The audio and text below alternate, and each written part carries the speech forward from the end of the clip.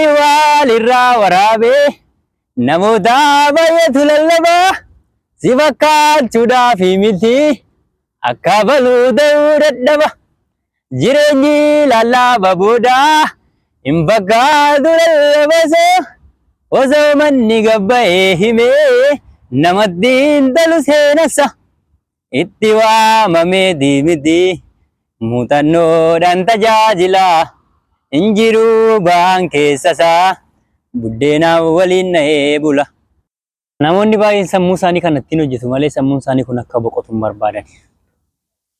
Namoonni baay'een sammuu kana yeroo hunda ittiin hojjechuu barbaadu malee sammuu isaanii kun akka boqotu hin barbaadan.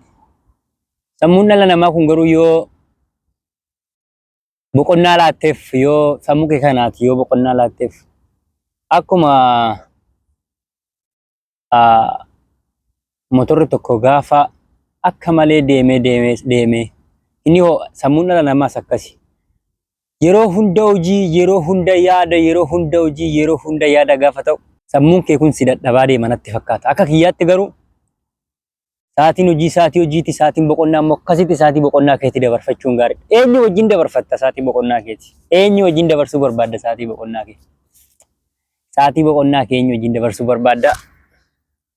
An kophaa kun dabarsa. Nama hin qabu, fira hin qabu. Anaaf kaameraa ta'u qofa jira.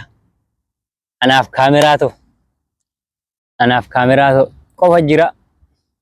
Guyyaa boqonnaa keenya immoo lafa akkanaa kana dhufnee bashannannee boqonnee gara mana keenyatti gallaa.